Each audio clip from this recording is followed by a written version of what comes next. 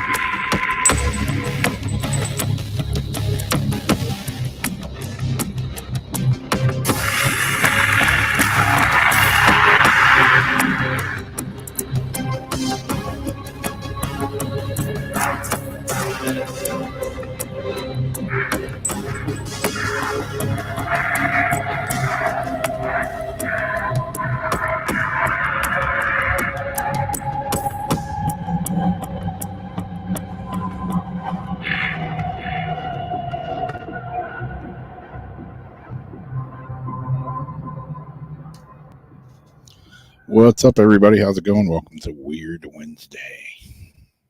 We got a couple extras besides just Jamie and me tonight. We got Steve and Heather from the Odd Macabre joining us. Hi, guys. There you go. I had your mic muted. Sorry. No, you're good. Hi. Nice and quiet. So how's everybody doing this evening? Good. It has been a weird Wednesday. Yeah. Stormy.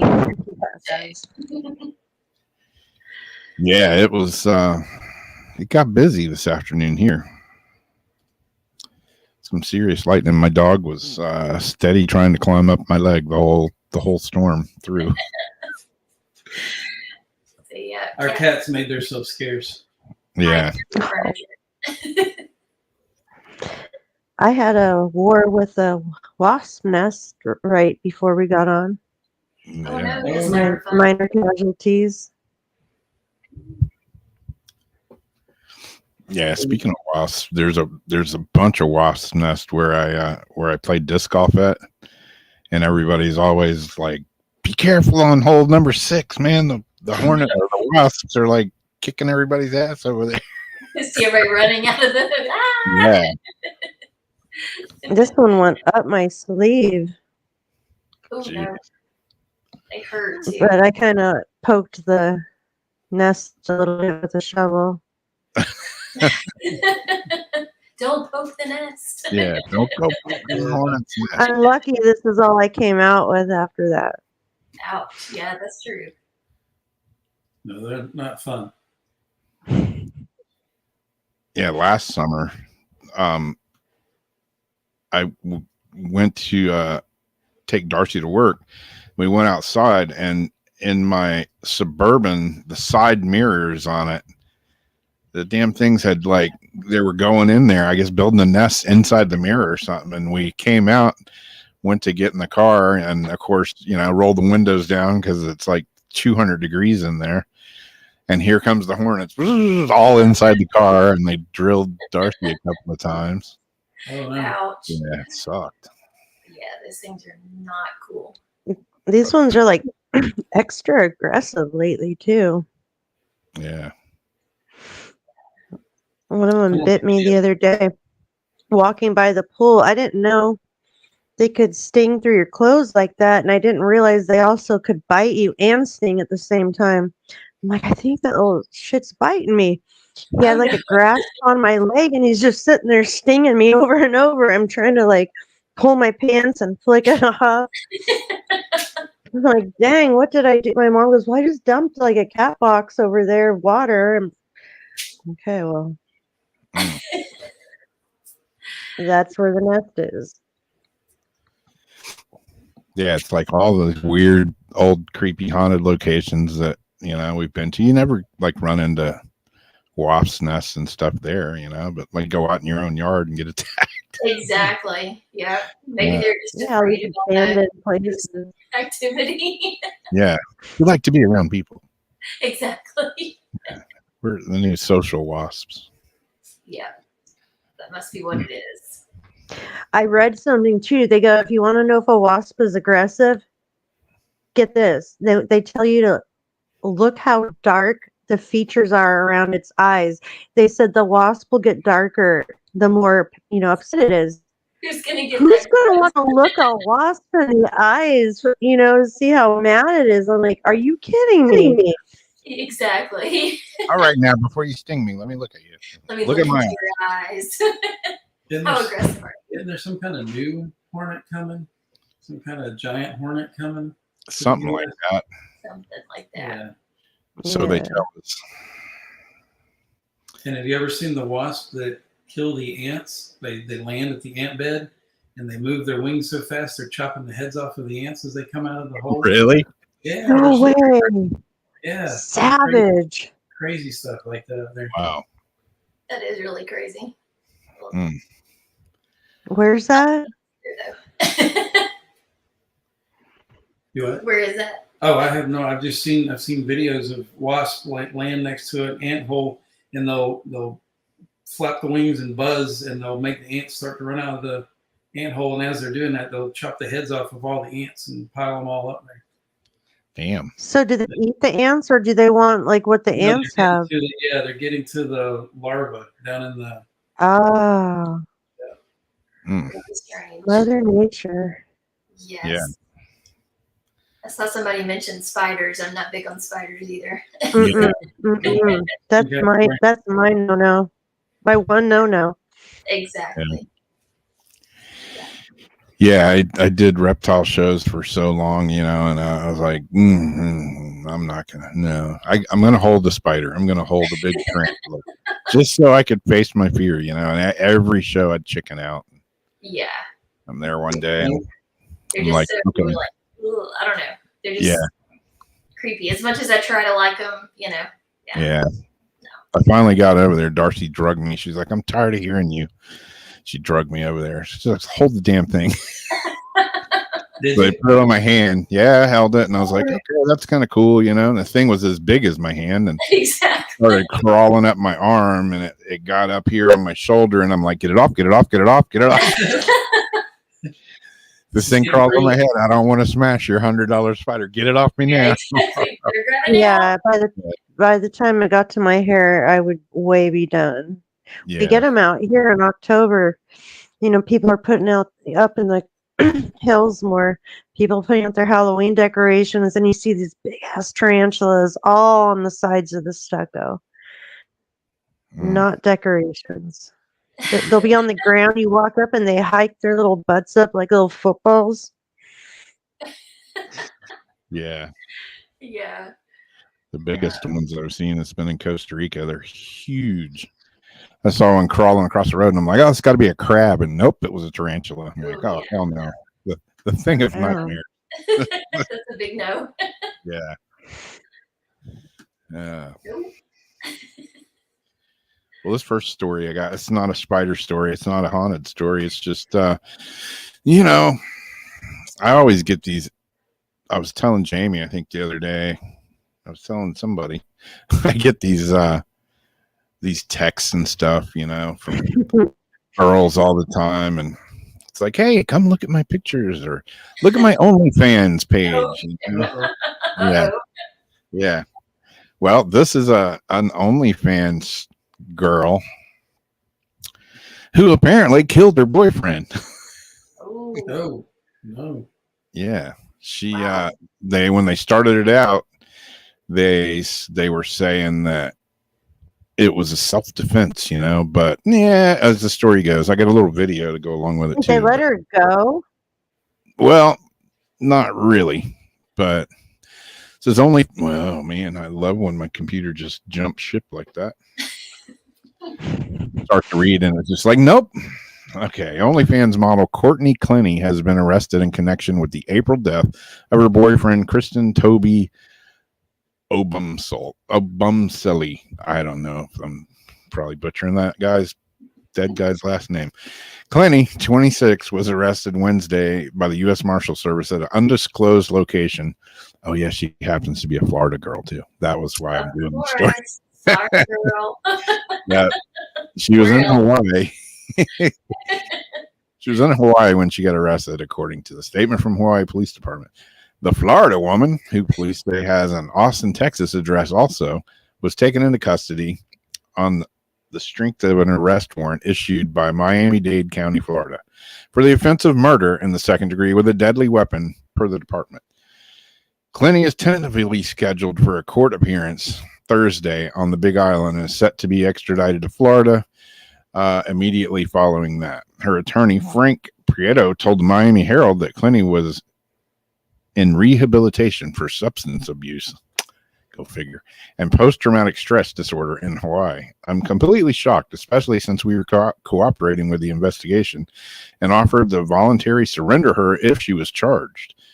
They told the newspaper, we look forward to clearing her name in court because it was a self-defense thing. Well, it goes on, talks about it a little bit more. Says the couple had been together for 2 years. They moved from Florida to Austin. They had a history of domestic incidents. And Clenny was also arrested for domestic battery in Las Vegas.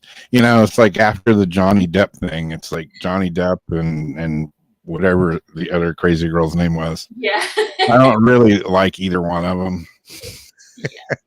But her ass is definitely crazy. Yeah.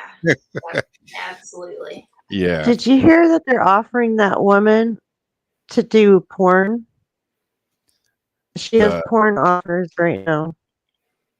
Depp's girlfriend? Amber Heard? Is that who? Amber Heard. There you go. Couldn't think of her name. I thought you just didn't want to say her name. Yeah. No, I forgot it. Amber Turd. Amber Turd. That's what. I'm like, I wonder what she's gonna do in that video. Yeah. The whole bee thing. It was a bee. Yeah. Did you say that incident happened in April? Yeah. So that video you had, that clip of that video just then was February. Yeah. They're fighting in the elevator. Yeah. That's the video I have here. So I guess that's a. So there was a lot going on there. Here we go. Yeah, the very first part got clipped off the video when I recorded it, but she gets in the elevator and she's like punching the control panel on there, and then he gets in and then she goes from punching the thing on the wall to punching him. Wow. There is no love in that elevator. Yeah, there's no loving going down in that elevator for sure. And he's like, he's pretty big. Trying to restrain her. I mean, he's seriously. She's coming at him. Yeah, it definitely seems like he's trying to, kind of not hurt her. Yeah. He's a pretty big dude. If he wanted, he could probably punch her one time and knock her out. Oh, he could backhand her across that elevator. Yeah, he wants to just get away, and there she goes, following him, beating on him some more. So, yeah, I don't know. OnlyFans, man, makes you crazy. You never know who you're paying to watch on OnlyFans these days. Takes all kinds. Boyfriend murdering crazy girl. Yeah. Well, I got here not ghosts, but not quite aliens either. But China says it may have detected alien signals before mysteriously deleting the claim. So they've got this big old dish.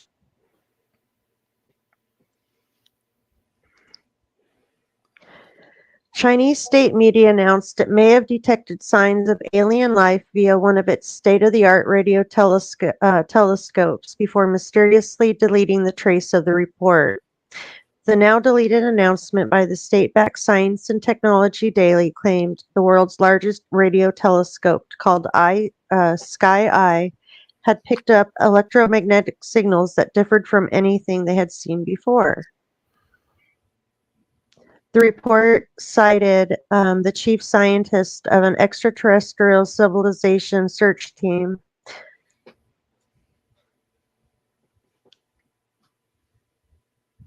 And then all the things he's done. Although the article was swiftly deleted, it already started trending on social network and had been picked up by other social media outlets. The report suggested that they had found several cases of possible technological traces in extraterrestrial civilizations from outside the Earth. It is unclear why the piece was deleted, but social media sites are abuzz with speculation. The massive Sky Eye is located in China's Guizhou province and has a diameter of 500 meters. In September 2020, it launched a search for extraterrestrial life. The team picked up 2 sets of interesting signals in 2020 while processing data collected in 2019, and found another suspicious signal in 2022 while examining exoplanets. They focus on the low-frequency radio band and play a critical role in the search for alien civilizations. Before the stargazers get too excited, he did suggest the signals could be some kind of radio interference, and further investigation will be needed. So right now, they haven't found any evidence of extraterrestrial life. I'm going to stop that there, but it makes me think about the radio signals that we hear, that we get the reports on. And one of them, I think they were actually able to debunk as being some sort of a man-made signal coming back from something. And there's one other area that lets off these bursts. I think that, I don't know if that's one in the Milky Way or not, that they keep an eye on. So I don't know if this is picking up on that, or if they just made that up. I mean, I don't know why they would delete it, but Yeah, That is weird. That thing's massive. So Yeah. that's 5 football fields wide. yeah, that's huge. yeah, I guess so. Wow, 500 meters. Yeah, That's one big dish. that's kind of scary. Yeah, It yeah, does well, wonder why they deleted it. What yeah, especially if that's their purpose. They put it out there, so yeah. it seems kind of Ooh, odd. move along. Nothing to see here. Move along. Exactly. Like Yeah. they just want us to think they've got like the best, of this and the best of that. Or they figured out what it was too, just, some sort of a radio signal or man-made whatever, and just wanted to get some. Then again, like, I don't know if it was you or me that we did an article several weeks ago or whatever, but we were talking about how we're sending radio signals out into space, trying to contact alien life. What makes us think that, I mean, if they're able to pick it up and listen to it, if they're able to come here, their technology is way hella better than ours. Exactly. So it's like our radio transmissions are, akin to like sending smoke signals or, beating on the cave wall or something. Exactly. So I don't know. Exactly. Hmm. And they've come here and they've looked and they've been like, no, we don't want any Yeah. part of that. See that, kids? That's the rock where all the dumb people live. You don't want to go there. You don't want to go there. Yeah. That's what will happen. We'll find out we were all dropped off. Yeah. Yeah. Yeah. Yeah. Whew, man. Let's see. What do I have next here? This one is kind of interesting.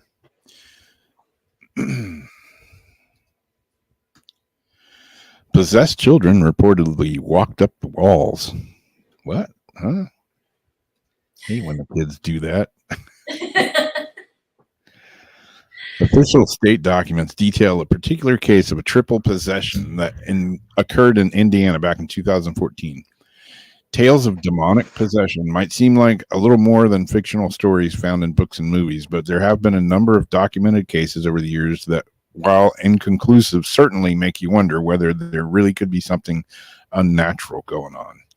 In this particular instance, a mother from Indiana had reported that their 3 children were possessed and had been exhibiting a manner of disturbing and seemingly impossible behaviors, ranging from speaking in deep voices to levitating and walking up the walls of their bedroom.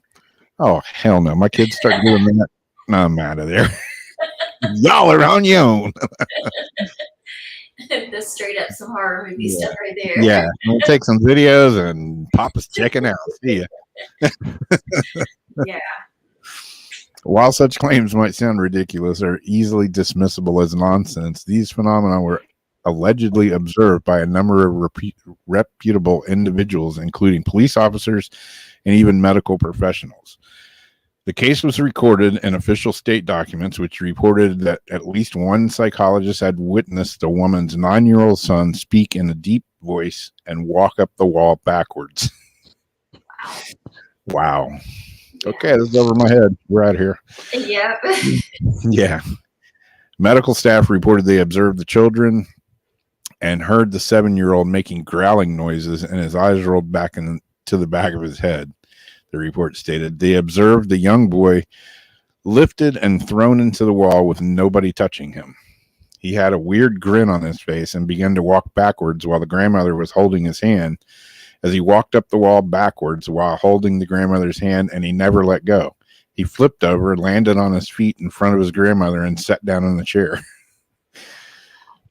Wow. Some doubts exist over the nature of this phenomena. However, it was also reported that the mother had been suffering from mental illness. Well, hell, that's enough to give you mental illness and see your kids climbing up the wall. Already, that would start it. Yeah. The children may have been performing for her. In the end, all 3 were taken away by child services. And it doesn't say what happened to them or anything like that. That would be my question, is what happened? I mean, how do you just, let's put these kids in this foster home? Can you imagine? Yeah. No, I don't want to be roommates with the kid that talks in the devil voice. Yeah. I mean, yeah. I mean, if it's real. Wow. Yeah, if it's real, that's pretty. I like the caption down there. Could the children have been possessed, or was something else going on? Yeah. What else could it be? What else exactly? I mean, when your kid's walking up the wall backwards, it's not some bad fish that he ate. No. That is true. Yeah. Mm. I just can't believe there's no follow up. Nothing. Where are these kids? What? No, that's nuts. Nope. Yeah.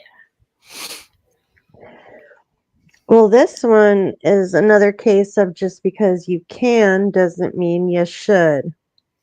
Scientists plan the resurrection of an animal that's been extinct since 1936.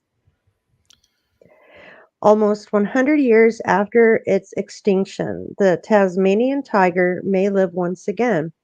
Scientists want to resurrect the striped carnivorous marsupial, officially known as, I can't talk tonight, which used to roam the Australian bush. The ambitious project will harness advances in genetics ancient DNA retrieval, and artificial reproduction to bring back the animal. We would strongly advocate that first and foremost, we need to protect our biodiversity from further extinctions. But unfortunately, we are not seeing or seeing a slowing down in species loss, said Andrew, a professor of Melbourne. The technology offers a chance to correct this and could be applied in exceptional circumstances where cornerstone species have been lost, he added. The project is a collaboration with Colossal Biosciences, founded by tech entrepreneur Ben Lamb and Harvard Medical School George Church, who are working on an equally ambitious, if not bolder, $15 million project to bring back the woolly mammoth, which I'm saving that article for next week. That will be in an altered form. The tiger disappeared about 2,000 years ago virtually everywhere except the Australian island of Tasmania, and the only marsupial predator that lived in modern times, or as the only. It played a key role in its ecosystem, but that also made it unpopular with humans. European settlers on the island in the 1800s blamed them for livestock losses, although in most cases feral dogs and human habitat mismanagement were actually the culprits. And they hunted the shy tigers to the point of extinction. The last one living in captivity, named Benjamin, died from exposure in 1936 at the zoo in Tasmania. The monumental loss occurred shortly after they had been granted protected status, but it was too late to save the species. The project involves several complicated steps that incorporate cutting-edge science and technology such as gene editing and building artificial wombs. First, the team will construct a detailed genome of the extinct animal and compare it with that of its closest living relative, a mouse-sized carnivorous marsupial called the fat-tailed dunnart, to identify the differences. We then take living cells from our dunnart and edit their DNA every place where it differs from the tiger. We're essentially engineering our dunnart cell to become a Tasmanian tiger cell. Once the team has successfully programmed a cell, Pack said stem cell and reproductive techniques involving dunnarts as surrogates would turn that cell back into a living animal. Our ultimate goal with this technology is to restore these species to the wild, where they played absolutely essential roles in the ecosystem. So our ultimate hope is that you would be seeing them in the Tasmanian bushland once again one day. So they go on to talk about a little more. I posted that article in my profile, but that brings up, a lot of different feelings in me. It's different than them wanting to bring back like dinosaurs. It is sad animals go extinct, but Yeah. I just have like this moral thing in me that just can't get past this whole, I don't know. Yeah. It's strange. There's a really fine line there, and I'm not sure where I sit on that, honestly. Well, Yeah. this Yeah. is equal to Jurassic Park. Yeah, exactly. Yeah. I mean, I've seen the movie. I know it ends. Shown You know? yet. Yeah. It got us that far. Yeah. Like, I don't even like animal breeding, to be honest, like breeders, things like that, altering things to be like teacup, Yeah, I don't like it. I Yeah. don't agree with it. So I'm going to probably have to pass on it. yeah. Well, you know, everybody needs a woolly mammoth as a pet, though, right? Of course. Talking about. Yeah. That couldn't go wrong. Oh, what could go wrong with that? Really? Exactly. Yeah, I don't know. It's kind of like, I don't know.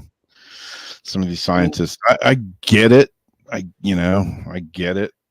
you know, everybody wants to make stuff, but I mean, you start doing stuff like that, and it's like some sort of weird God complex, you know. It's like I'm gonna make these animals myself. Exactly. It's like Frankenstein-y. Yeah, I yeah, created. Yeah. exactly. It's Frankenstein. Okay. Those are some huge knockers. Thank you. Great movie. Absolutely. But yeah, you know, what was that movie? Oh geez, brain farting it. It's a Stephen King movie. Church Pet Cemetery. There you go. Yeah. You know, you see how you know, yeah, church comes back. Yeah. Mm-mm. Not a good idea. No, you know, Not and at then the all. kid comes back. Now, I could deal with church coming back, but when the kids showed up, Yeah. Yeah. I don't know. That cat was pretty scary too. yeah, the cat just acted like a cat. But when the kid come back, The kid was definitely something else. Yeah. kids are definitely spooky. Yeah. Come here, mommy, let's play. Scalpel. We had a group on scavenger hunt a month or two ago. They had two twins, and the boys were 10, Roughly, 11, something like that, in the alleyway on Treasury Street. It was all dark at night and creepy anyway, and so they were on the haunted scavenger hunt. And so one of the photos you have them take is on Treasury Street around that area. So they had the kids tucked in on Treasury Street, just far enough back where the shadows started to overtake them a little bit. But they both looked identical. They had different shirts on, but they looked really similar. And they were both just standing there. Creepy. Yeah. No, that was. Yeah. We did have another one on Treasury Street that was really cool. So we had a group take a photo of themselves on Treasury Street, like we get them to. It was about 8 people in the group, and there was a guy that photobombed them. He got right between 2 other guys in the back and was standing right between them, kind of photobombed them. And then they got back, and I said, "Hey, who was the guy that photobombed you guys?" And the guy looked at me and goes, "What?"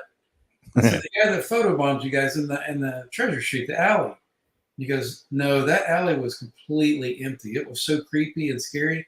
I said, "Did you see your photo?" And he's like, "I guess not." And I brought him over and said, "Hey, come here, check this out." So this guy is literally standing between 2 of the faces, but he's gray-faced. And he's standing right between them, and he looks like he's photobombing the picture. It's fantastic photo. Yeah. Yeah, we had one. I think we did. That sounds awesome. Yeah, we did it on our show, and I think Jason had it. Remember the one with all the girls that were having a party, and that one And girl the screaming face. Yeah, it was in the back. Pretty weird looking. Yeah, no, that's cool. That is definitely. There's some interesting things that come about. That is for sure.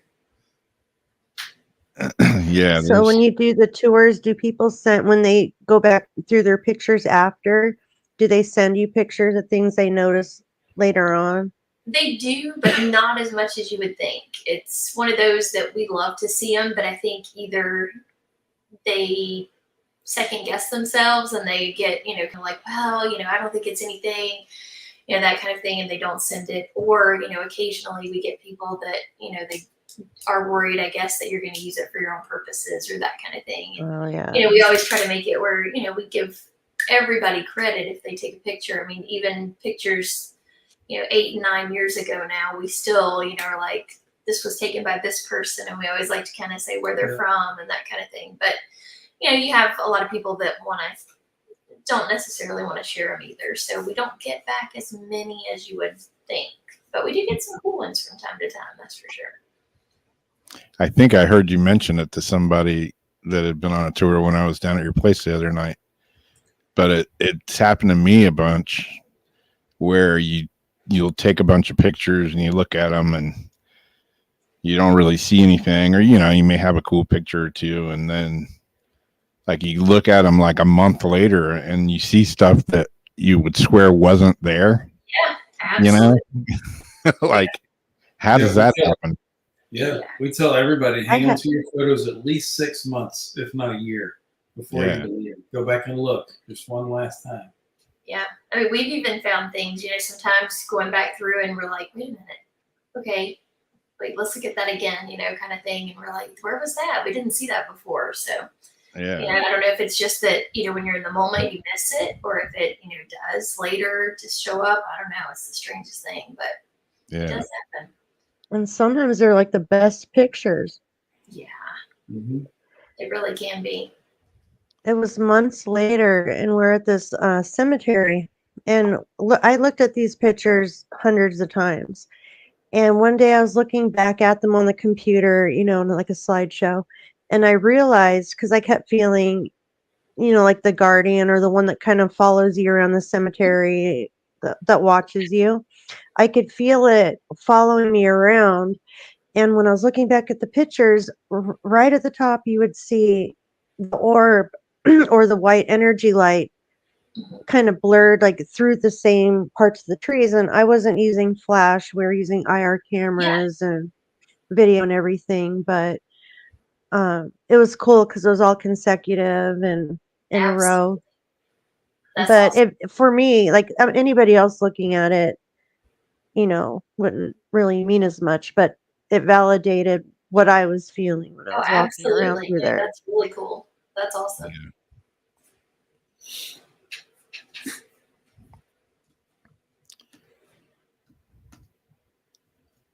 This I got one more story here. This is not, it's weird, but You had that look on your face for a second. yeah. Trying to figure out my computer. Mystery gnomes keep appearing in a couple's garden.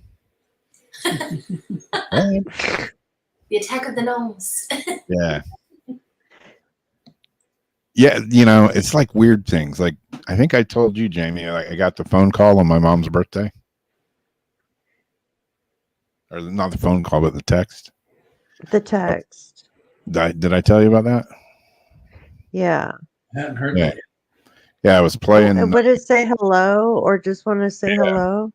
Yeah, I was playing a gig and down in Flagler, August 12th, which was my mom's birthday, and then we took a break and I got my phone hooked up just playing, music while we're taking a break, just, break music or whatever. And I hear my phone, like a text come in over the PA. I'm like, oh, great. So I go over there and I look at it and it's from my mom's phone. It says mom's cell and it just says hello. And I was just standing there going, what the hell? Wow, really cool. that's really cool. That's awesome. Yeah, pretty. That is. Yeah. Pretty free. And I also got a notification right after that said mom's cell has, what did it say? Join Telegram. So I don't know. Wow. That's really That cool. is super cool. I need to go on Telegram, I guess, and see if my mom's Yeah. in there chatting Yeah. around. Absolutely.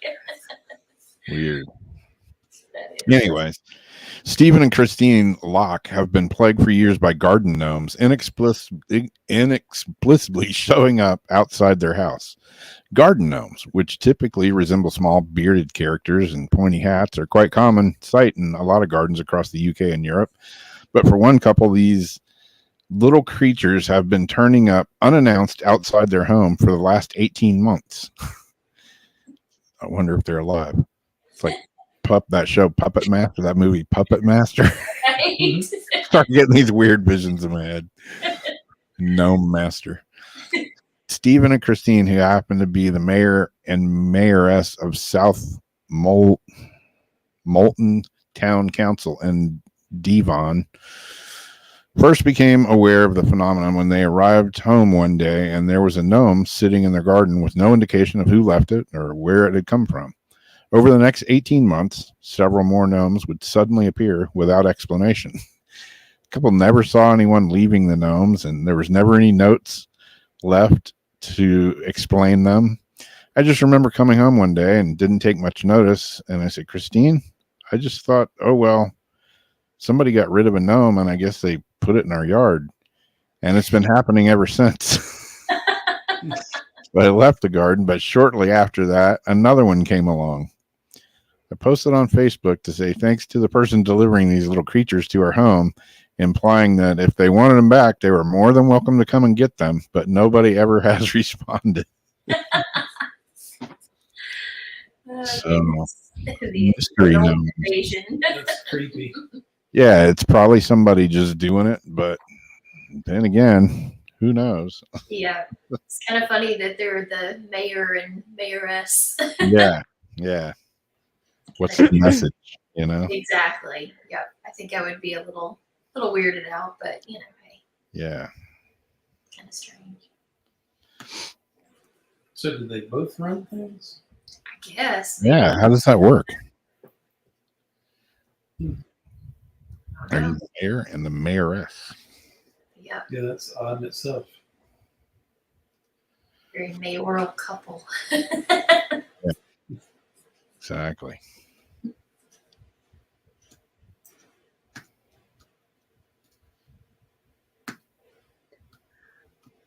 Well, I've got this last one I can actually save for next week since we're now at the 9:42 mark. All right. I had the one doubled up about the Tasmanian tiger. Doubled up. I'm the same Yeah, way. I had it too. Oh, by accident. Oh, Yeah. you did too? Great minds think alike. Yeah, so you guys thinking alike. I had Yeah. a feeling you probably. There was a couple that when I sent, I thought, I bet you Rob has at least one of these. Yeah. And then the ones I didn't send, I was gonna ask, was your mom's phone number recycled by any chance, or is it still her number? No, it's as far as I know, we had a Verizon, like a home phone, but this said it said mom's cell, which I still have in my phone. That's why it came up that way. Where's her physical phone at? I have no idea. Yeah, I mean, she quit using it. Who knows? It's in a drawer somewhere, maybe. It would be in your house. Oh yeah,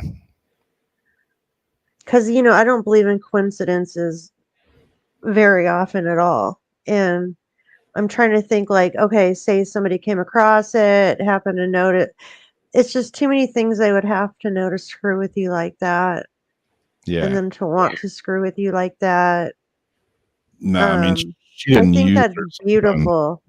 I would go on Telegram and Yeah, see if there's a message. Maybe she can send things easy. Why else would that have been on there too? Like I got locked out of my Telegram and I can't get back in. It says it was deleted and my phone number attached to it. It's a big old pain in the ass. yeah, But it's encrypted. I would go on it. It might be easier for her to communicate. that's true. You Yeah. never know.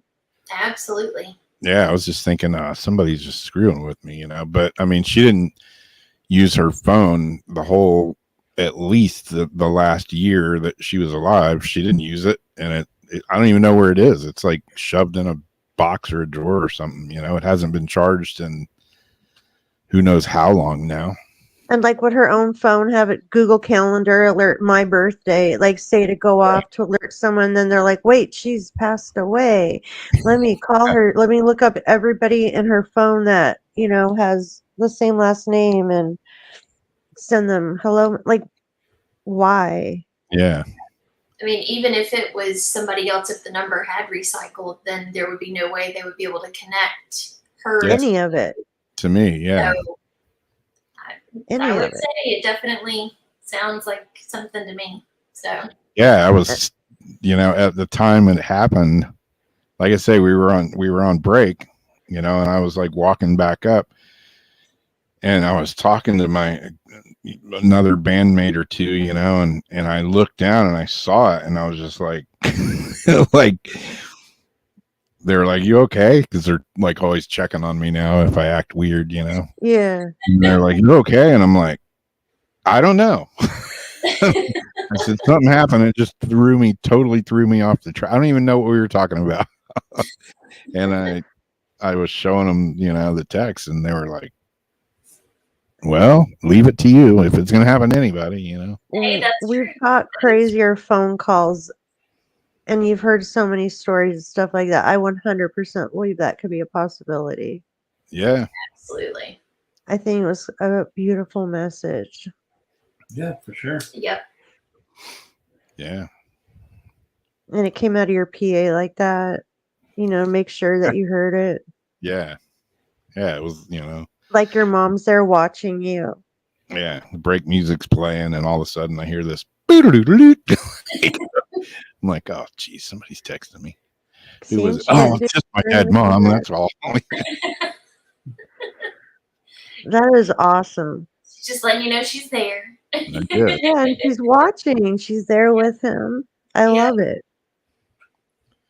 Yeah, she was a trip. I could see her doing it. She, as like, she would always like explain stuff off. Like, we had just some crazy shit happen when I was growing up, and she would always explain it off, as it was this or it was that, no. But at the same time, she used to scare the crap out of me when I was a little kid too. Why? She would just like, especially around Halloween, she used to have real dark, long hair. And like, she'd get out of the shower and she'd have her hair all down in her face, and she'd chase me around the house laughing like a witch.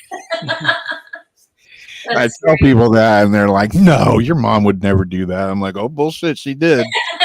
That's fantastic. That's awesome. Scare the crap out of me.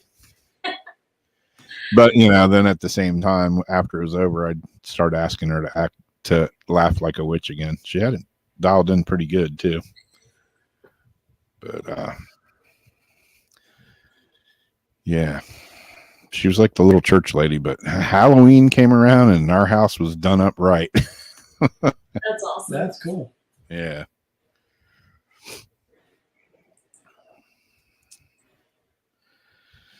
So, yeah, have y'all had any stranger incidents going on? Always. Always. There's always something going on for sure. Yeah. What's some good ones that we've had lately? We've had some pretty cool stuff at the Jimenez Facio house. We've had some neat stuff at the parlor recently. I don't know what's probably. One that right off the top that I can think of is in the Jimenez house. They have a huge mirror, and we do parlor nights over there. So we do mirror scrying, and you're in the room by yourself. You're looking into this gigantic mirror, and you mirror scry for 5 minutes. Mm-hmm. We set a timer, and so you just kind of wait and see what comes to you. So far, we've had 6 or 7 different guests describe the same man walk up behind them in the room and describe the same exact guy to a T. And what was really interesting was a few months back, Heather's doing a tour, and they're over at the Pignon Peck house. And so one of the tour guides comes up to Heather after they're walking away from the house, and she goes, Heather, this is really weird, but we just need to know if this can happen. I'm taking photos of the house where you're telling the stories, and she said this gentleman just kind of pops over my shoulder and real close, like right here at her face, and she leans to look at him, and he's nicely dressed, and as she looks, he goes, "What are you doing?" And she said, well, we're on a ghost tour and we're taking photos of the house. And so she goes back to taking pictures. And he says, well, I live here. And she kind of was taken aback by it from the story that Heather's giving. No one's lived in the house for, 1939 was the last time that somebody resided there. So, So she looks back and he's gone. And so she turns around, and about 10 feet behind her is the husband. And the husband looks at her and she goes, hey, where'd that guy go? And the husband says, what guy? And she said, the guy that was just talking to me right here. And he said, there's been no guy. I've been behind you the whole time. I thought you were talking to me. And so she starts to explain this story to Heather. And Heather says, well, can you remember what he looked like?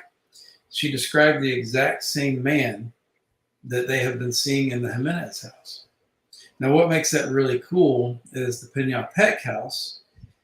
Dr. Peck lived in the Jimenez house prior to buying the Pinion house. So it's possible that they saw the exact same man.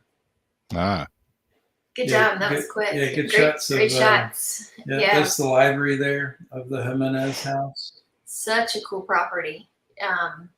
It's definitely getting more and more, they're getting more comfortable with us there, the spirits, and it's becoming just, it's been a little over 2 years that we've been investigating now. And we're getting ready. Oh, yeah, go ahead, Jamie. That's why I like using the same location over and over. I was going to ask with the scrying if the mirror's always in the same place when... It is, and I was going to see it might be in one of the pictures that is here. I'll point it out if it is, but the mirror is like, I want to say about 8 feet tall, and it's just massive. It's heavy. And so apparently it's been in the house since somewhere between 1839 to 1849. And it's never actually been moved because it's just so heavy. So, and it's a beautiful piece, but it was a cheval mirror. And so they used it prior to it being in this house. It was an equestrian mirror. So when the, people were in their, dressage on their horses, they would ride up to the mirror and check and make sure that their form was correct and that they looked great. And then they'd ride, out of the stable, so to speak. But it's been there in that place since at least 1840s. So that's amazing. I love scrying, and when it has the history like that, especially when it's enveloped in all that history. Absolutely, that's beautiful. Now that's an interesting picture right there. Yeah, I've always wondered who the person to the far right is. Do you see that picture? Yeah. But he doesn't fit. He doesn't fit size-wise. He doesn't fit shades of color. Is that one or two people? It looks like two, but I know a lot of times, shots took such a long time then that it could technically be one, but it definitely looks like two. But just the scale doesn't fit. It's really strange if you look and see. We actually have that picture we use a lot of times for, on tour and comparisons, but I don't know. It's really odd. Because it could be like a double exposure or something, almost like whatever he's holding looks like the same thing in the other thing's hand, only a contrasting color. Yeah. But see, like scale wise, he's so small to where the rest of them are, I don't know. It's like a child. Yeah, but then it looks like if you notice the second from the right in the first row, she appears to be a child. And I think the right next to her to the left, if I'm not mistaken. Let me look at it on my phone. But they're a good bit larger. Oh, yeah. Yeah, that's always been the strangest photo. Yeah, I'm looking at it like that is weird. I'm looking at it in another program, and I've like enlarged it, and it looks like this dude has a beard. It doesn't look like a kid. And does he have like a leg coming out of the wall, or is that a shadow? It's so strange looking. We've questioned it for years because and that's a historic photo from, I can't remember exactly what era, but it would be probably 1860s to 1870s. Yeah, on the header says 1860s. Yeah. So I don't know. It's very strange, but that house is amazing. I tell you. And just to kind of give you an idea, if you look on the upper floor in that picture there, so the two people looking out the window, not sure exactly who they are, but that is thought to be the room that Dr. Peck and his wife resided in at the time that they were there. And the mirror actually sits in that particular room in the house. So, wow. Yeah. And that balcony there, that's the balcony that we showed you guys the picture of the little girl. And I Yeah. think the time that we showed you guys that picture of the girl knelt down on the in between the rails, looking through the rail. I think when we showed you guys that photo, we didn't know anything really about the photo. That's before we had started working with the Jimenez house. So our first public investigation, Heather actually holds that picture up and asks, with the spirit box running, asks if anyone knows who the child is in the photo. And over the box, we hear, "That's Madison." Huh. And so now we've connected with Madison for 2 years now. We've heard her run up and down the stairs at night during the investigation there. And we'd ask, when you hear the child run, you tell us a child running up the stairs, down the stairs. And then at our parlor, Madison has been there quite a bit. Yeah, she's actually claimed our Raggedy Ann doll. It's pretty neat. You know, we have typically anytime we use a toy for a trigger object, if a spirit moves it and we're able to get confirmation, you know, through the spirit box or EVP recordings as to who it is, then at that point in time, you know, that object becomes that person. So we have, you know, a few dolls that are actually owned, you know, by some of the children. Same thing with, you know, dolls with different things that we use like that. I love that. I love that. And so Madison, you know, we had asked one night over the spirit box while we were in the parlor if she had a preference as to what doll that she would like us to bring out, you know, to be able to be played with. And she described the doll over the spirit box as the one with the orange-red hair. And so, you know, we're like, okay.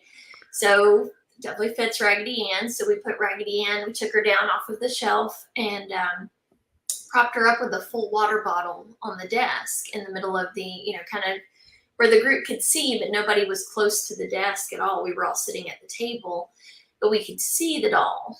And probably about 15, 20 minutes after that, you hear a thud. The water bottle had fallen and rolled away. And then just right after that, the doll lays back. And so, you know, over the spirit box, we're like, okay, was that, you know, we just want to make sure, was that just by chance that the water bottle fell? It was a pretty, you know, it was a full water bottle and then the doll moved. We're like, or is that someone in spirit? And one of our spirits that we connect with quite frequently, Sam, said, oh, that was Madison. And so at that point, we're like, all right, well, Madison, you get to keep the doll, sweetie. That is your doll. So at this point, she's been moved, the Raggedy Ann, probably 8 or 9 times. And, you know, as sometimes we had gotten back from an investigation about 3 weeks ago and had put the doll back up on the shelf and, you know, got it there really secure, you know, kind of pushed back and on there so it displays nicely when we open the next day. And I got across the room and all of a sudden I heard just a sound and it sounded like the button eyes landing on the floor. And sure enough, the doll was, you know, about 3 feet out from the wall and in the floor. And I'm like, oh, look, and she wanted her down. So we actually set her up on the sofa and that kind of thing. Yeah. So I absolutely love and appreciate the fact that you treat them as human, as souls, as humans, and that interaction. I just really wish more people were like that and treated the other side that way. It's just really beautiful. Oh, well, thanks. Thanks. We definitely, you know, we always tell people, you know, we've been doing this, you know, for about 9 years now. And what we always tell people is, you know, they're people just like we are. You know, the only difference is you can't always see them. Sometimes you can, and that's when you're really lucky and, you know, there's enough energy there. But most of the time you can't, but you just have to accept that, you know, they have thoughts, they have feelings, they have personalities. You know, just like we do. They have good days, they have bad days. They have days where they're like, oh, not these people again, you know? Yeah. And the respect is beautiful. Well, thank you. Thank you. Yeah, I think it means a lot to them as well. Yeah. That's why we get a lot of interaction. I think that's why we get a lot of them explaining stories to us because we're willing to open up and listen. We've had quite a few instances now where they've corrected stories that have been told, or they've helped us correct stories that have been told incorrectly for decades at this point. But we've known some now going on almost 6 years. Molly, we've known for almost 6 years. Captain Yeah. Rasmussen, we've known for almost 6 years now. Robert for about 5 years. So we've Yeah. known several for quite a while now. Yeah. I believe they can read our souls and our hearts, and they know what kind of people we are, Absolutely. and they recognize that in you guys, and that's probably why you have such a great connection and they feel so safe and open to you. It's a lot of fun too. I mean, Sam's a lot of fun. He actually will tease Heather. He'll mimic the way she says things sometimes and repeat them. But he's gotten to where if you're in our parlor, if you ever come into the Odd Macabre, and if you're ever at the desk, and if you're standing, as we're facing out, it would be our right side where the cash register is. If you're ever standing there propped up just talking, he'll walk up behind you and actually tug the back of your shirt just to tease you a little bit. Yeah. And it's funny because Jason, one of our new guides, is our true crime guide, and he does the true crime. He likes the thought process of the ghost, but he's not into it completely. But Sam will definitely tease him quite a bit in the parlor. He gets Jason quite often. If Jason leans on the counter and all of a sudden you'll see him turn around and look and Sam. That's awesome. That's one of my favorites are the interactions, especially when they joke with you or laugh with you. Any type of interaction like that, I think, is so special. Absolutely. Yeah, it's awesome. We had, speaking of Jason, I don't know if we had mentioned last time we were on with you guys about our true crime tour, but ironically, the other night, they're on tour and Jason comes back inside and he says, hey, he goes, okay, I took the true crime tour for a reason. And he said that he said they were on tour over in Lincolnville. And there, as he's telling the story, this guy walks right between them, all of them. There's like 8 or 9 people on the tour. And this guy walks right through the middle of them. And he's looking like, what is this guy thinking? And he looks around and a couple other people are looking. And then the guy next to him goes, what are you guys looking at? And he looked over and he goes, the guy that just walked through the middle of us? And half the people, about 5 of the people in the group, did not see the same man that just walked through between all of them. Wow. Yeah. So it was a full-body apparition. Yeah. That walked right between all of them. Which is really cool because, Jason came back in and he's like, all right, now. He's like, I'm not the ghost tour guide. I'm not the investigator. This isn't supposed to be happening on my tour. I'm the crime tour. Yeah. But it was pretty cool. So, yeah. Now, I will say something, and it was kind of a strange situation, but we found out, speaking of our spirits, kind of building that relationship. We had an incident a couple months ago. We had a group come in and come to find out it's an ongoing case, so we won't mention a lot about the background, but essentially there is some drama to where when we were in the investigation, we were in as a private group, and it was just myself and Stephanie there that night from the Jimenez Spatio house. And while we were in there, when we were on the bottom floor, we kept getting kind of a spirit. We were doing kind of the isolation method, the Estes method, if you will, where we had somebody on the headphones in another room and we were kind of going, that person had the spirit box, whereas the rest of us were in another room asking the questions. And while we were in there, it was just a strange energy. Just all of a sudden, it just kind of changed and it felt really uncomfortable. And I thought, personally, I was like, what's going on? This house is always just so light and, energized, but definitely friendly and that type of thing. And the person in the other room on the headphones started saying, Heather, where are you? Heather, I can't see you, that kind of thing. And I'm, I play and I'm kind of silly with our spirits a lot of times. They're like, Heather, stand up. And so I stood up and I kind of just did a silly curtsy, and I'm like, I'm right here, kind of thing. And the guy on the headphones says, "I see you now. Okay, good. Heather, go outside." And I'm like, "You want me to go outside?" And they're like, "Yes, Heather, go outside." And I'm like, "Okay." And so we had a door open behind us for some airflow because there is no air conditioning. So I step into the doorway, and at that point they're like, "Heather, stay outside." And I'm like, "Am I getting removed here?" And so kind of that ended up being our last session for the night. But come to find out, someone in the group, we kind of got led down this rabbit hole just out of nowhere. Had no idea who this group really was, other than the fact that they booked. But he is a suspect in a murder case. Oh, wow. And so I later realized that they were trying to get They were us protecting you. out. Yeah, like, Disconnect, don't sit yeah. down, don't get Disconnect comfortable, don't let this person, you're all sitting, you're all like sitting ducks kind of thing. And I feel like they knew, and they were trying to let Stephanie and I know that, hey, the energy you're feeling right now is not us, it's somebody in your group, and they're not on the up and up. Oh, So, dang. yeah. That was really weird. Yeah. That was Yeah. strange. Yeah. That tops it for a while. Yeah. That's Yeah. validation. That's wow. Yeah. Yeah. So it definitely can get interesting sometimes, for sure. And proof that on the other side they are protecting us and looking out for us. Very much And so. we'll try to do what we can to help us. Yeah. Jason, our true crime tour guide, he is a 20-year retired veteran of federal law enforcement. Oh, I love true crime. So he actually said that in a day-to-day, Mm-hmm.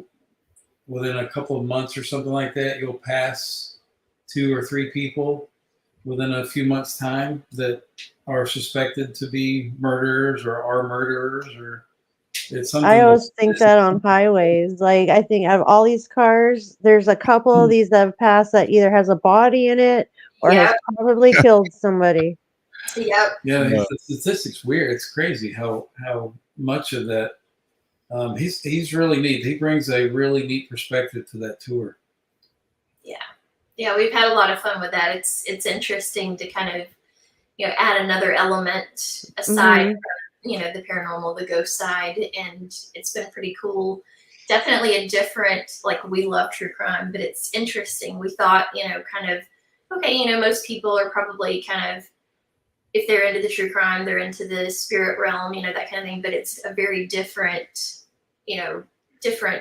group. So it's bringing us a whole new perspective and a whole new kind of fun crowd in. So Yeah. And a lot of the techniques and things can be used and are helpful.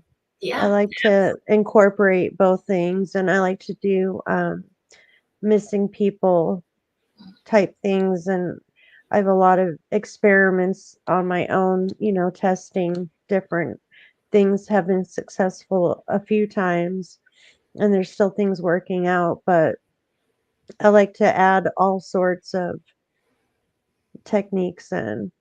absolutely. Yeah, no, that's really cool. Yeah.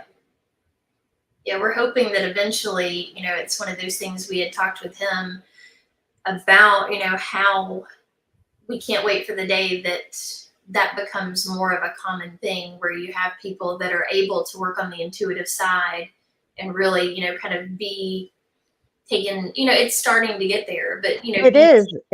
And Florida is one that takes it a little more seriously. Yeah, it's coming around, and it's amazing to see that. So Yeah. So hopefully before too long, it'll be commonplace, kind of everywhere. That's why when I see the fakes and the things like that, it's like a stab in my heart sometimes. Like, we're making so much progress. We can do so much good for people. Amber Alerts is another thing that is something I try to utilize with the box, trying to figure if there's like a way that could actually do something. And when people do stuff like this, it just sets us back. It does. Mm-hmm. Yeah, absolutely. Yeah, anytime you get the bullshitter in the middle of it, yeah. Yeah. And it seems like they're the ones that run the gamut viral. It goes viral. Yeah. Them BSing their way through it, and then everybody realizes, Mm-hmm. Yeah, definitely sets everything back a bit. But that's one thing that we've done from the very beginning. We've had a lot of people ask us why we don't build haunted houses, or why we don't do this, or why we don't use electronic imagery and stuff like that. And it's because if you can fake it in the parlor, you can fake it in a haunted house. What's the difference in faking any of our evidence? Yep. And we've always made sure that everything we've ever put out there is authentic, and I think that matters in the long run. It does. It really does. Because if you fake one, there goes everything else. And your reputation is going to be remembered for that. And people are going to remember you for that as being one of the real ones. And you're going to stick around longer than, anybody else by practicing that way. There's no reason. There's so much out there. There's really no reason to fake any of it. If you really can do it, you don't have to fake it. Yeah, not compete. You don't have to compete. There can be great people all over. Exactly. People don't have to be the best. And then when you're working with all these great minds and you're surrounded by all these great gifts and minds, like, why would you want to knock this person for that or that person? I want to work with them. I want their energy. I want, to see what we can accomplish and do together, not, bash somebody for it. Exactly. I don't know why it's such a common thing to try to tear others down, when together, you can accomplish so much, and learn so much. Crazy. Absolutely. Well, especially something like this. I mean, we get, it's crazy how many people, we get a lot of great people on tour, but it never fails. You get the ones that try to school you on what you do, on a daily basis. Yeah. And I hate to say the word professional, but once you get paid for something, you're professional at it. Yeah. And so we do tours nightly. We do investigations nightly, weekly. So there's a lot of talent here, a lot of things that we know, a lot of things that we've learned through the years too. But it's funny how you get some people sometimes that will just absolutely just will not listen, and it's mind numbing sometimes. But on the other end, those that do, and it's the coolest thing is how much we learn from other people when they're open and they're, willing to, kind of share thoughts and collaborate and work together. That's when it becomes cool, when you get people that aren't, afraid to put themselves out there and aren't afraid to kind of, work with others and see where, where that can lead. So. And people put egos aside. Exactly. And that's one thing, this industry, for some reason, this industry is just full of ego. Yeah. I don't get it. I really don't understand it. Yeah. Yeah. I kind of feel like TV kind of started that. Yeah. Yeah. And I feel bad for a lot of those people that are on TV. They have to push and push and push, and they're expected to, perform better every week. Every episode is supposed to top the last one. Yeah. And that's not the way it works. Anybody who does this knows that's not the way it works. Exactly. You have nights that are quiet. You have nights that are blockbusters. And, a lot of people think right out of the gate that the skeptics are the worst. Skeptics we have the most fun with. Yeah. Especially if they're open-minded. We've seen some phenomenal things happen with skeptics at night on some of our tours. And it just, a lot of people think they're the ones that can hold you back, and they can, unless they get open-minded about it. But we've had a skeptic see a full-bodied apparition. First thing that ever happened to him. I'm like, well, you hit the bar pretty high on that one. It's like, and you got to be part of their first experience together. That's like this, like you pop in the paranormal cherry, I call it.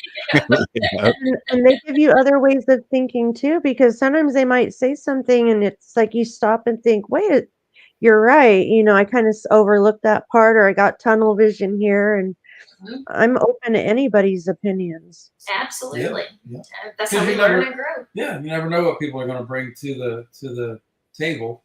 It's like in the parlor, people, we ask people all the time, what do you think? And they're shy about it sometimes, but you'd be surprised what other things they're picking up on. Yeah. We've got a painting in the parlor. We've had about 11 people at this point come up with the same exact name. And I'm not going to tell you guys what it is. Maybe you guys are in the parlor with us. Ask us about the painting. Yeah. Definitely. But we've had some energy with it. it was over behind our, it was near our candle melter for a while. And I realized that the humidity from it, the heat from it was actually damaging the painting. So I pulled it down one afternoon really quick like, and there was a lot going on in the parlor that night. We had an investigation that night. But I moved the painting to behind the couch. If you guys have ever been in the parlor, we've got an antique couch up front. I put it behind there just to be safe. During the investigation that night, a female actually came forward and asked, "Where's my painting?" That was fantastic. Wow. And the name she gave was the exact same name that these 11 people had picked up on. Oh, wow. Yeah. So when they're hearing the name, are they hearing it like in their mind when they're looking at the picture? Are they hearing? Yeah, we just ask them if they're curious, and we always kind of wait until they're curious about the painting, because that means they're kind of picking up on something. We feel like maybe they're picking up on something, and we're like, "Hey, you got a name? You come up with a name that she might be called." And so far, we've had 11 people pick the same name, and then that night, when she asked where her painting was, it was the same exact name. Yeah. So that was really cool. Wow. Yeah. And then tease you guys a little bit more. Next time we'll come on, we'll show you guys. We just ordered, was lucky enough to be able to get an 1860s Civil War, pre-Civil War dress. It's a morning gown. Way. Seems to have some energy with it. Matter of fact, the girl had thought about trying to get rid of it for a while, but just could not, part with it. Just didn't feel right. Giving it to somebody has so much energy with it. So we finally connected with her, and we got connected through the Jimenez house, but we got connected with her. And when we bought it, she was packing it up, and she actually called or let us know that as she was packing it, someone pulled her hair. Somebody did not want the dress being packed up, but she told them it's going somewhere great. You're going to love it. So we'll get that dress out next time. Yeah, we'll do an unboxing with you. Does guys. it have a bodice type, like where it has the strings that pull on the back? So we haven't seen it up close. We've only seen like the different pictures. It was kind of funny how it worked out. So our friend Stephanie that, manages the Jimenez Facio House Museum, she had sent over some pictures of it like a week and a half ago or so. And she was like, "Hey, just curious. I don't know if you guys are looking for anything like this, but I follow this particular shop, and it's called the Shop House of Ill Repute." Ill Repute. And so at that point, she kind of sent over the information, and we started kind of looking into it. And it just, it was such a cool dress. We've got a morning gown from the 1880s in the parlor, but we're always looking for things that are interesting to add. And it just, as soon as I looked at the pictures, I was like, "Oh man, we gotta have that." To you. Yeah. And so it was kind of funny. Steve was not there at the time, so I kind of texted over and sent that to him, and we were both trying to like kind of get back and forth, and it was busy. At the parlor, he was busy where he was. I think he was in Home Depot at the time getting some supplies and stuff. And so we were both trying to purchase the dress. And so he actually beat me to it, but I didn't know it was him. So when I went to look at it, he was like, "Well, go get it, go check on it." And he had already actually talked to her. And so it was kind of funny because I went on and I was like, "No, they sold it," kind of thing. And he's like, "Well, it's a good thing that I got it." So, but she sent a couple of messages as she was packing it up. She said that after that incident, when she was getting it all packed and everything, she said that she really just had this wave of kind of relief. She said that she felt like it was going to the right place. And I'm like, we'll definitely take care of her. We'll definitely, kind of get to know, what is going on and who is, kind of whose dress it was. And that Yeah. I feel like with those type dresses, especially because they would pull tight in some spots, that's where a lot of energy would be, or residual, just energy in the strings and the ties, things like that. Do you display it on a mannequin body or in a box? I think what we're going to do, the one that we have currently is on a mannequin, but this one it's older, of course, but it's a little more fragile. And it's got some rough spots, but still was just beautiful. So I think we're going to try to build a shadow box for it to kind of Good keep idea. it safe from the elements. And, that way you can still, Keep see moths out of it. but exactly. Keep it away from that, keep, humidity and dust and just daily wear and tear from it. So, Or what about, I don't know how expensive it would be, but if you had a mannequin and then you made like a plexiglass box for it, kind of like a plexiglass display that just fit right over. that could be neat. So you can see all of it. That's a good idea. That could be cool. Yeah, definitely. We can't wait to get it. We haven't unboxed it yet. So It's meant for you guys. Yeah. We're excited about that. Yeah, I still like your photo album too that you have with the isn't that cool? serious pictures in it. Yeah. We're always looking for cool stuff. Always looking for this odd things. So yeah, we're hoping to tie that together with some actual details. I'm hoping that we can pull that together to prove that that's who that is. And that you guys will have to. You guys listening, you guys have to come in and ask for the photo album. Or we'll have to bring it on our next. We'll try to see that could be fun, seeing what everybody thinks as far as. That's why I didn't want to say the names. Yeah, exactly. So we'll definitely do that. We'll bring it with us next time. Yeah, let everybody have fun with that. It's really cool. Have you heard it yourself, Rob?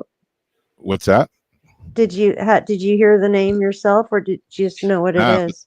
This is a completely different thing. This is a photo album that they have. Oh, yeah.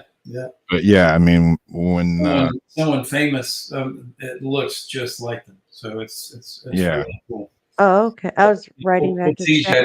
When we come back on, we'll bring it with us and see if we can. Awesome. We're at home tonight, so yeah, we're in the offices tonight, so we're working late. I was wondering too. I bought a new laptop. I wonder if I could come down to your place and we could just do a show from there. Absolutely, anytime. We'd love that. Absolutely. That would be incredible. Yeah. We'll have to connect with you guys. So we finally put all the pieces together, and it looks like in the next 30 days, 60 days maybe, the Odd Macabre podcast is actually coming to life. Cool. So we've been working on this for a while, and I think we can put this together, but we're gonna have to have you guys on one of our first shows. So cool. Yeah, we're excited. We've got. And make sure I hear about him so I can share him out on the paranormal links and everything too. Awesome. Yeah, thank you. We appreciate that. Yeah, we've been wanting to do this for a while, and we've it's weird. We looked for 2 years to get guides and just could not put it together. Either they couldn't get licensing, or they didn't show back up, or just one thing after another. So finally, we were like, we'll figure out another way to make ends meet, make money. And as soon as I said that, 2 weeks later, Jason actually was the first one to walk in the door. And he goes, "You guys ever thought about a true crime tour?" And we're like, "Well, actually, yeah." But and he started explaining what he had done through his career, and he was already a guide. So we pulled him in, got him in the door, and that led to the next and the next. So now we have 5 new guides within a matter of just 3 or 4 months here. Yeah, we've got 5, and they're excellent people, excellent guys. Yeah. We're so excited and feel fortunate. And everybody's throwing everything in. They're helping us with the marketing. They're helping us with the podcast. They're helping us with social media. So they're really, really throwing everything in to help us get this moving forward. So they're all putting their different personalities to each of the tours, which is pretty cool. So that's kind of neat to see coming along as well. Yeah, that's I know incredible. She was excited the first night, excited and scared at the same time. The first night that tour. Because you're kind of having to let go of reins a little bit, huh? Yeah, we're excited. So Jason does the true crime there that you see. A Night Among Ghosts, that's still Heather right now, the paranormal investigations. She's got a few people in training for that one. And let's scroll down.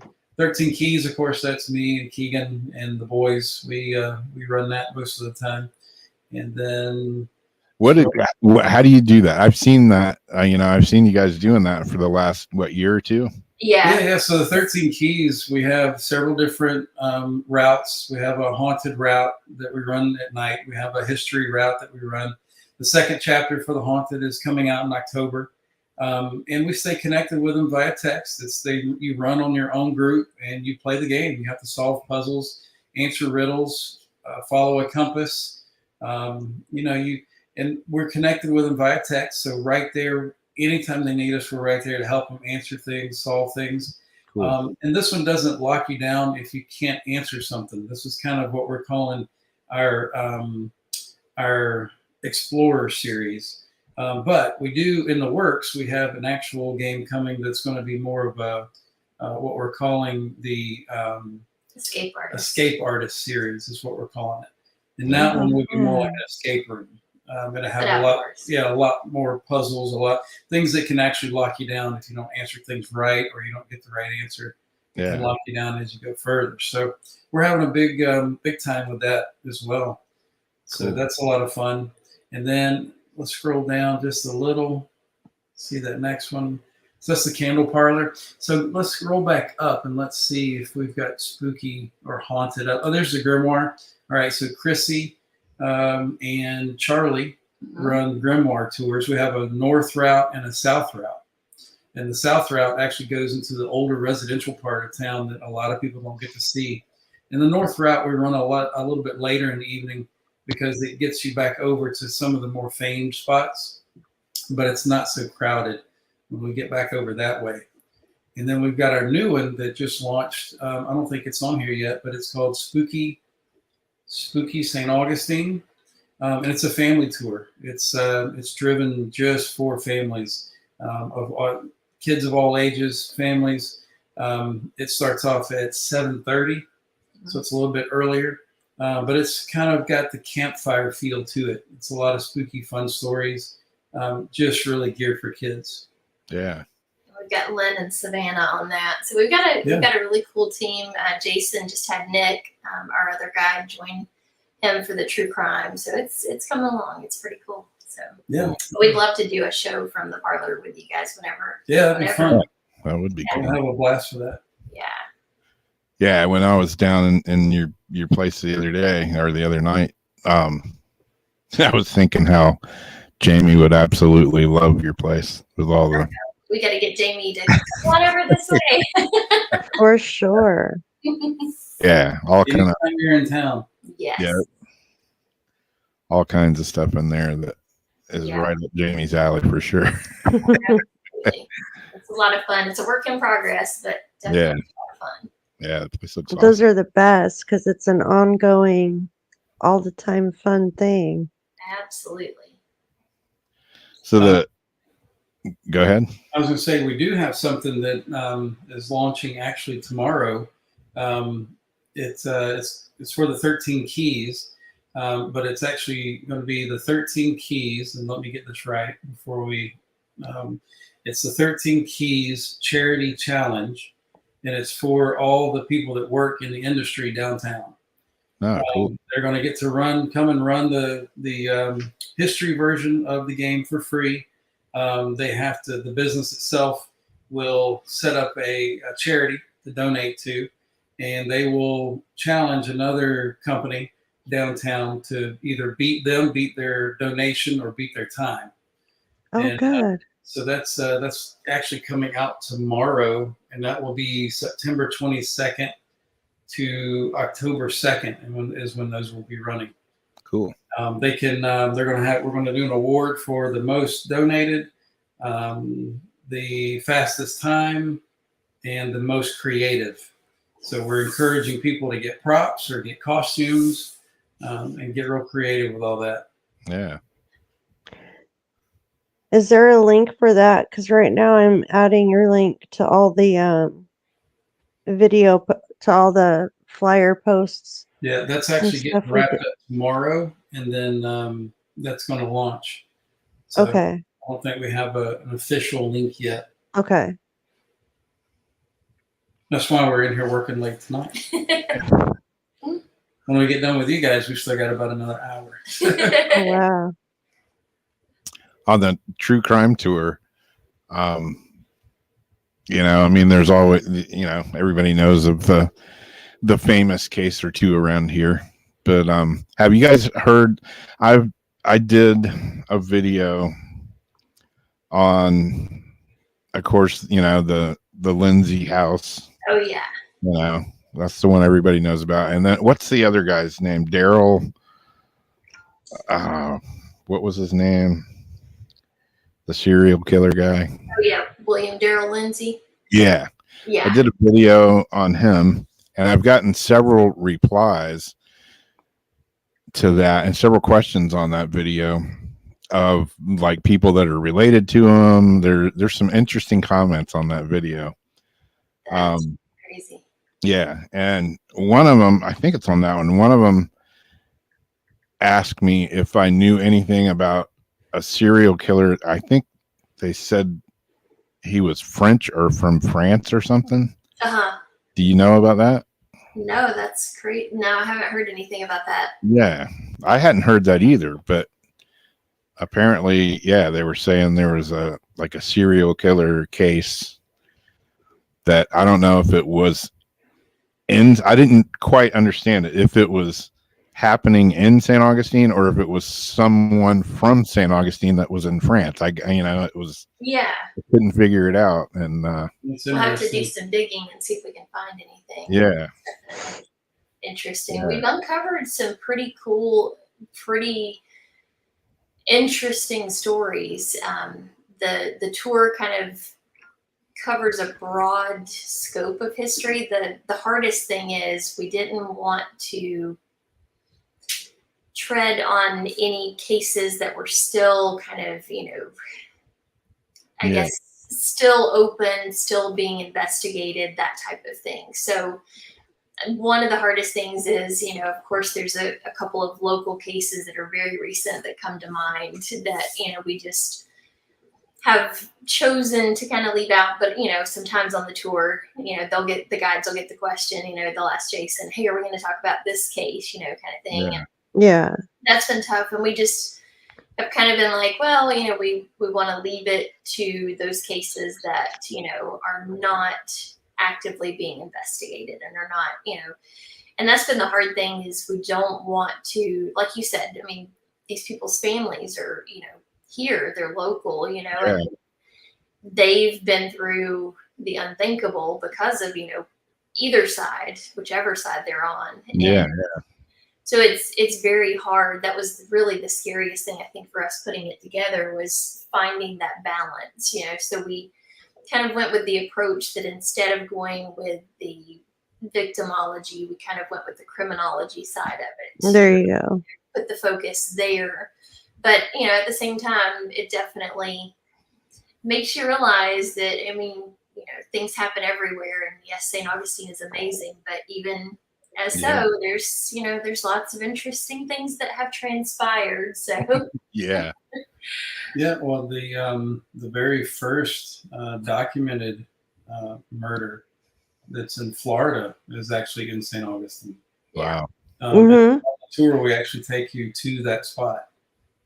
So it's really, and there's a photo of the door, right? It's still. yeah, it's kind of the thought process of what it looked like, but we don't know that it's exactly the door, but the area. But it does visit, like Steve was saying, quite a few spots, and that's our earliest time frame that we visit. But then we have things that are as recent as the last 10 years or so. So it definitely hedges back and forth between historic and current.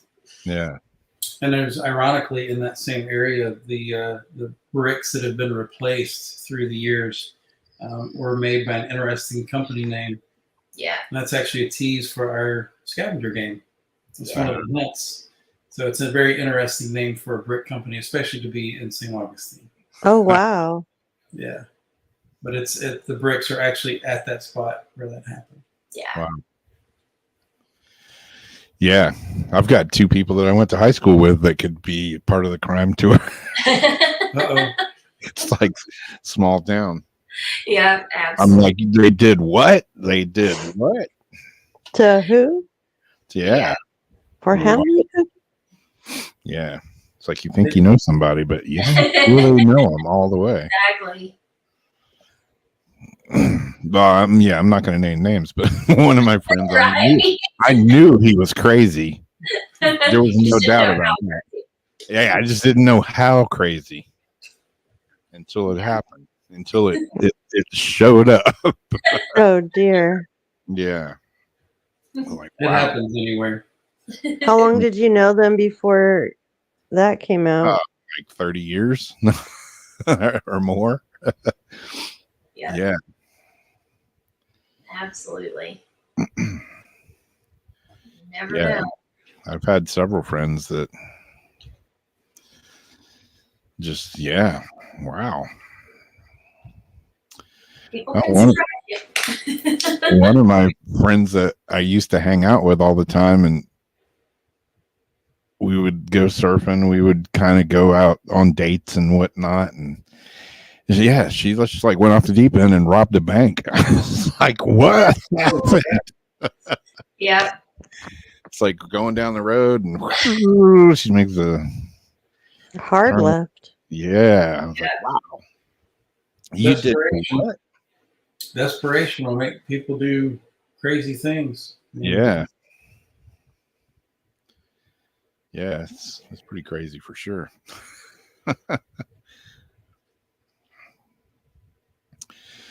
Yeah, I noticed Ulrich asked a question way back up in the chat there somewhere about, going on investigations and doing the kind of stuff that you do. You bring home weird energies and stuff at times, and Oh yeah. I know the answer to that one. Yeah, absolutely. Yep. You guys are very familiar with that. Yeah. Yeah, we tend to, try to keep the not so nice energies at bay, but we do have an open door policy. Our thought process with that is, we're out there night after night, bugging the spirits, if you will. And so we've always kind of said it would be awfully rude for us not to have an open door policy, not to allow them to venture, with us. And so we tend to say, if you're up the good, if you're up the light, our door is always open. You're welcome. And so we do, have quite a few visitors. We typically just kind of, oh, okay, hello. Yeah. It's just part of it. But thankfully, usually. Yeah, I mean, we've had visitors. Molly's the one that comes to mind the most that's around. All the boys have seen her at home from time to time in different houses. So the one vivid time I got to see her, she was actually running to the van to get in because she wanted to be the first one in the van. And I actually saw her run across the street towards the corner of the van, and I realized who that was. And shortly after, Heather and the group rounds the corner from the street they were coming on. But I got to see her completely. She rounded the corner, turned to the van, got to the side of the van. I saw these 2 little hands on the edge of the window and this adorable little face pop up and lean over for me to look at her. And as soon as I turned, she vanished. Oh. I could see her out of the corner of my eye sitting there in the window. So I was all excited. I was like, oh, this is fantastic. Got to see Molly. So Heather and them's coming over towards the van. So I jump out and I round the corner. I'm getting all the guests in. And Heather comes up with one of the guests last. And I said, hey, you will not believe what just happened. And she goes, well, let me guess. Did you see Molly? And I was like, well, yeah. How did you know that? She goes, well, let me tell you what happened on our end. So they're investigating at the well down on Avila Street. And she's got Sam and Molly on the spirit box talking. And she goes, hey, guys, this is the open door policy she's talking about. She goes, hey, guys, we're headed over to the lighthouse to investigate some more. If you guys want to go with us, let's go. And we'll head over there. He goes, Sam, Molly, you guys coming? And Sam says, yes. She goes, hey, Molly, are you coming? Nothing. And so she goes, "Hey, Sam," she goes, "Molly was just here talking to us. Where'd she go?" Everybody on that tour heard him say, "In the van with Steve." Wow. She Like knew Bolt where Man. I had parked every night. I park at the same spot every night. She knew where I was. So, like a kid, she jumps up and hauls it to the van. Yeah. So that was really cool. That is incredible. Yeah. So getting to see that from two different perspectives is just really, really neat. Yeah. That's really special. That is great. Yeah, we love that kind of stuff. So that's the kind of nights we have a lot of times, guys. So come on, let's go do some Absolutely. investigating. Jamie, when you get into town, you got to go Yeah, out. you know it. We've got to get out and do some investigating. Yeah. We have the old. We'll take you to one of our off the chain spots, the old Chimney and Well. Not a lot of people know that one, so we'll take you there. That's got some craziness there. Yeah. It all sounds like so much fun. Yeah. I mean, a lot of times people, like when Jason was here, he was like, well, what's the most haunted place here? And I'm like, I mean, I know what my favorites are, but like the whole town, pretty much. Yep, that's true. That is very true. Yeah. I mean, how many time after time after time, not that it's haunted, but just anytime they do street work around here, they're always like, well, dead bodies. We found human remains. Under this street, under this building, under this. Yes. That holds true for the saying that the older cities were built upon their dead. Yeah. Yeah. Because that's the oldest city, isn't it? It is. Yeah. It's the oldest occupied city Yeah. in the continental United States. Yeah. But a birthday coming up. Yeah. September, birthday's coming around. 8th. So, yeah. The 28th? September the 8th. The 8th. Oh, the 8th. Yep. It'll be what? It's 456 or 7. 6 or 7. Oh, wow. Double check this. It's 1565. Down where Debbie lives in New Smyrna area, that's where a lot of people came from to come here. Yep. So that's always been the. Is that the oldest one, or is this the oldest one? Exactly. You get on by saying this is the oldest continually occupied city. Exactly. Yep. Yeah, we get a lot of people from Pensacola that come in and want to ruffle our feathers a little bit, and we're like, huh? Yes, you guys were there, but we survived. Yep, exactly. That's where it's at. It's like Jacksonville. Jacksonville was there first, but we survived. Yep. Hung on by the nails, but we survived. Yeah. New Smyrna is interesting down there. We've been down there to the ruins a couple times, and my 6th great grandfather, 5th great grandfather, both were Menorcan, and so they were ones that fled to St. Augustine in the 1700s, and they settled here once they broke away from indentured servitude there. So and then we recently found out that both of them actually lived on Spanish Street, right there where our shop is. So we're trying to find out where on Spanish Street they had resided. That would be really interesting to find where they were. Yeah. I mean, that was some rough living back in those days. Absolutely. I could not imagine. Yeah, I mean, we got it pretty made in the shade compared to people back in those days. Yeah. I like to gripe about a lot of things right now, but yeah. Like even as far back, not that long ago, but like when. It's weird. My door just opened by itself. Somebody saying hello. Next, you'll have your shadow friend like peeking in at you. Yeah. Standing there watching you. Not that long ago when, people used to live in the fort, and, that's the gates of St. There's a wall around St. Augustine. Absolutely. Yep.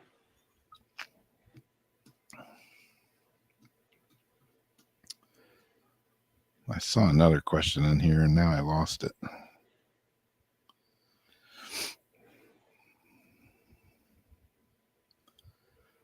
Mine are out of order, so I don't know.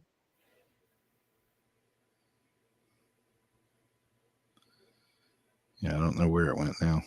I had it here. I should have highlighted it. Anyways. Yeah, when you what got you into doing like the whole candle making thing and all that down there? So Like y'all have a bunch of different yeah. things. You know? A lot of it's in the beginning was necessity. Yeah. We realized once we got into the building that we're into now, we had a lot of extra room. Yeah. Compared to where y'all moved from. Yeah. Yeah, we looked ridiculously silly when we got into that building. We had literally the couch, Bernadette, and the doll cabinet that you'll see when you guys come in. That's all we had in that entire building. And we even, at one point, we even put curtains up to kind of block off, because people would come in and go, "Oh, you're not open yet." No, we're open. We just don't have anything in here. Yeah. So we got more building than we got anything else. But that changed rapidly. And with Heather's brilliance here, she said, what about candles? Because we used to make candles. She made candles in Atlanta when we had a gift shop up there, and loved it. And we had seen a couple of candle places sprouting up around the U.S. And we thought, you know what? We need something indoors. We have the ghost tours. We have the scavenger hunts. But we need something indoors to do. And so that's kind of sparked that. And so was born the Witchcraft Candle Parlor. Yeah. Cool. And the candle parlor is actually starting to expand now. We're getting into a few other things. So shortly we'll be into wax melts, lotions, beard oils. And then for October, we're actually doing broom classes. Yeah, we're doing broom making. So you can actually come in and make your own witch's broom. Yeah.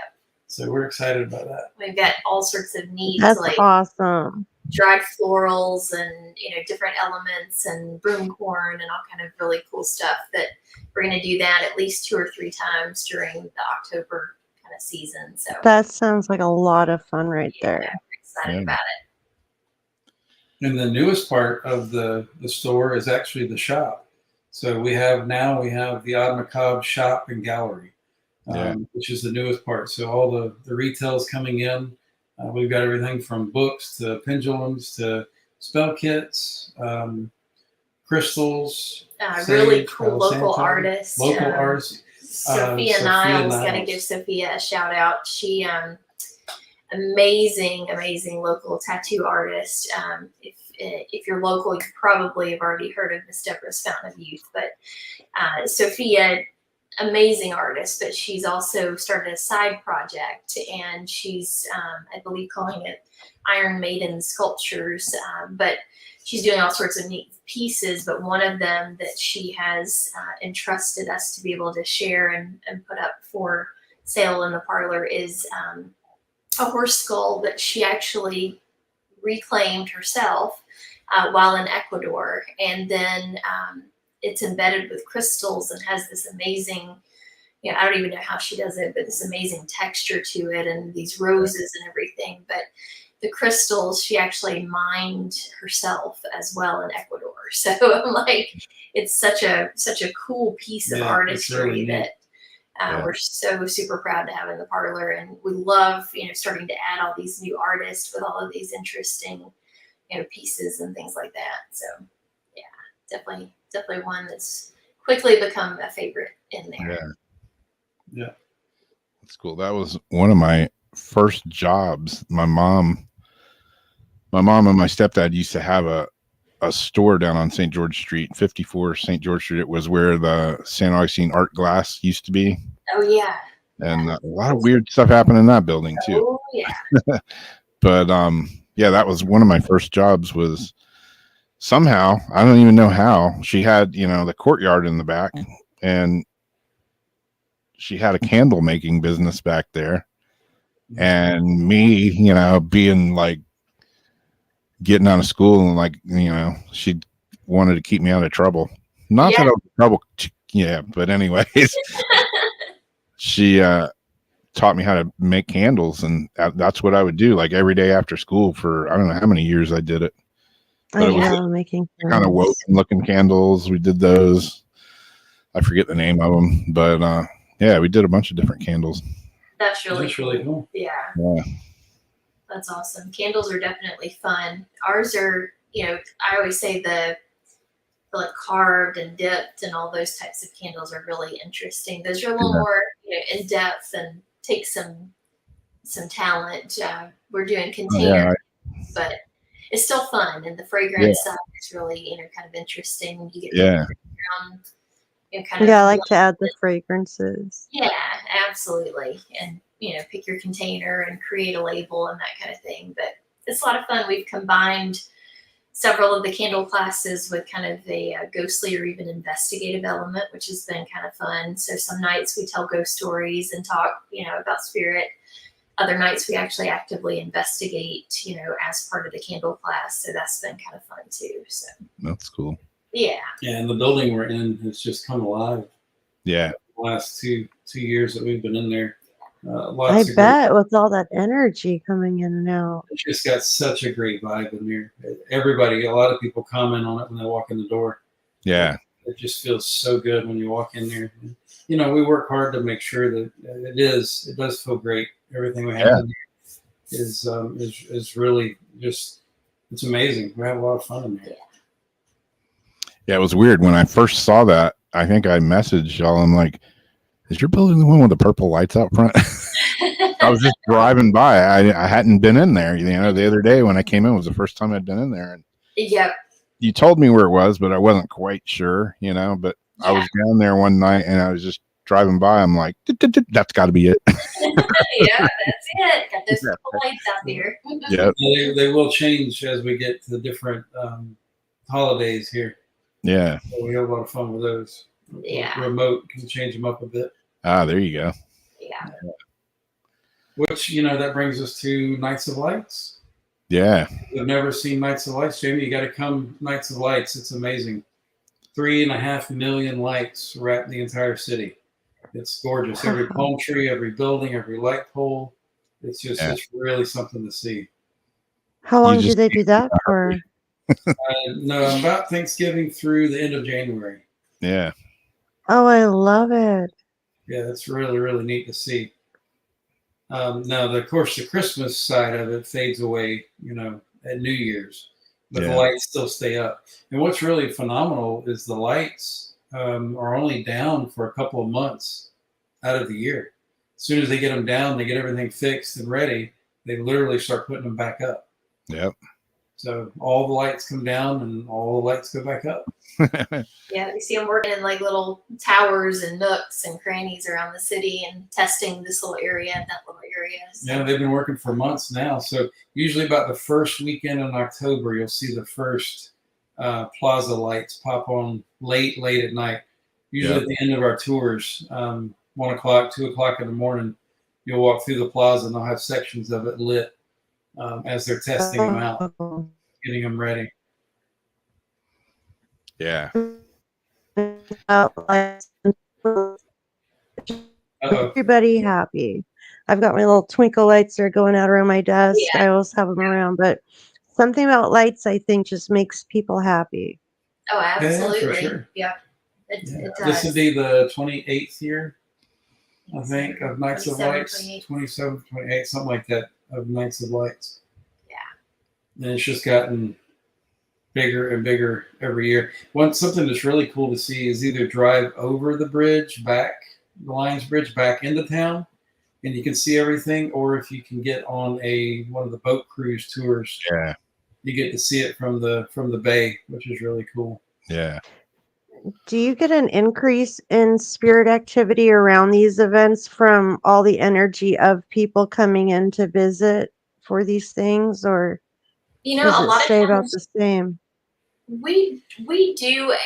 It varies so much. I guess we're out there year round, and so it seems to be that it goes one of two ways. It's either on the really crazy nights where it's some nights of lights. I mean, it's, I don't want to say shoulder to shoulder, but if you're in the plaza area, it's shoulder to shoulder. Yeah. And those are the nights that we tend to find are very quiet with our friends from Spirit. I mean, I tend to kind of say it's like a full moon. We've noticed over the years that full moons are definitely quieter. You know, a lot of times we kind of say when people jump into, you know, the ghost tour industry, they tend to market to the full moon. Oh, it's a full moon, you know, come out and investigate. Whereas we're like, oh no, it's a full moon. Oh, our friends in Spirit are going to be like, no, we're not going to take part in the craziness, you know? So a lot of times it can be quieter at the same time. You can feel the energy build. You can feel that they're more energized, but they just don't want to be part of it. Want to be away from all the noise. Exactly. Yep.